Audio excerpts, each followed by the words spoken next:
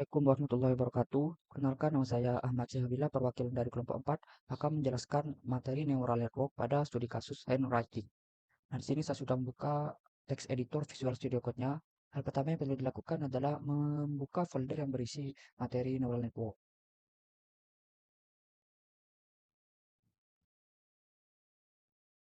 Nah, kita buka di folder dikitnya aja langsung. Nah, ini tampilan awalnya. Nah, untuk source code ini ada 10 tahapan dalam penulisannya. Di mana tahap pertama itu adalah mengimport library yang dibutuhkan seperti SJS dan TensorFlow. Nah, tahap kedua adalah menggunakan dataset MNIST untuk pengenalan tulisan tangan. Nah, jadi MNIST ini merupakan salah satu jenis dataset yang dimiliki oleh TensorFlow. Kita set ke dalam variabel MNIST. Nah, pada tahap ketiga, kita siapkan data dari dataset MNIST untuk pelatihan. Nah, datasetnya ini kemudian kita load dan kelompokkan atau klasifikasikan menjadi dua kelompok. Kelompok pertama untuk kelompok pelatihan, kelompok dua untuk kelompok pengujian. Sini. Nah, setelah dikelompokkan, kita masuk ke tahap keempat, yaitu melakukan normalisasi nilai piksel menjadi rentang 0 hingga 1. Nah, nilai piksel dari eh, variabel X, baik itu untuk pelatihan dan pengujian, itu nilainya antara 0 sampai 255. Nah, kita ubah menjadi nilai 0 hingga 1. Jadi, gambar grayscale. Nah, untuk yang variabel X, kita ubah seperti itu. Untuk yang variabel Y, kita perlu mengubah juga dengan mengubah vektor kelas menjadi matrik kelas biner. Jadi nilai yang angka biasa itu kita ubah menjadi nilai biner. Nah, pada tahap ke-6, kita lakukan penyesuaian bentuk data untuk jaringan saraf konvolusional atau CNN.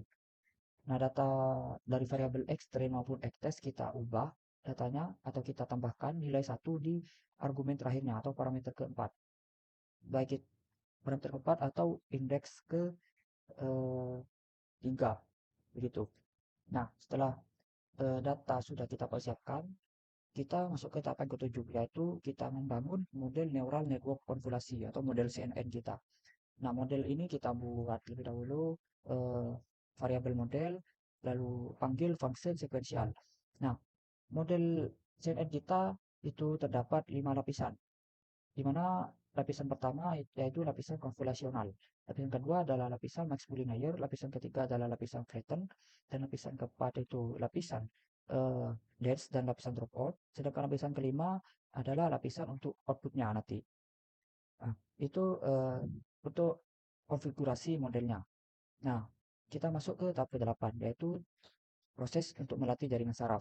Nah, sebelum jaringan saraf model CNN kita latih, kita konfigurasi terlebih dahulu menggunakan kita tambahkan optimizer Adam, lalu fungsi lossnya kita menggunakan categorical cross entropy dan matriksnya akurasi. Lalu kita latih sebanyak yang kita inginkan. Nah, di sini saya menuliskan, saya memilih 2 epoch, yaitu ini 2 kali pelatihan. Nah, pada tahap 9 kita evaluasi performa neural network-nya. Ini yang tahap ke-8 adalah untuk pelatihan bagi modelnya. Untuk tahap 9 kita evaluasi atau latih model yang kita persiapkan tadi dengan verbo 1. Nah, pada tahap 10 kita bisa membuat opsi untuk si user bisa memilih apakah model yang sudah kita latih itu akan digunakan kembali atau enggak. Nah, mungkin ini terkait dengan penulisan source code-nya, tahapan penulisan source code-nya. Untuk lebih detailnya kita coba jalankan kode ini menggunakan terminal. Kode ini kita perlu menginstal terlebih dahulu library TensorFlow-nya dengan mengetikkan seperti ini. Lalu tekan enter. Nah, tampilannya seperti ini.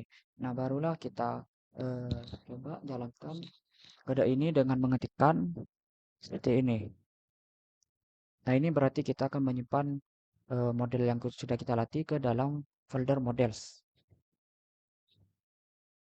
Nah, setelah proses menjalankan kode, di sini sudah muncul outputnya. Ini untuk pelatihan epoch pertama, ini untuk pelatihan epoch kedua, dan untuk evaluasinya ini hasil evaluasi.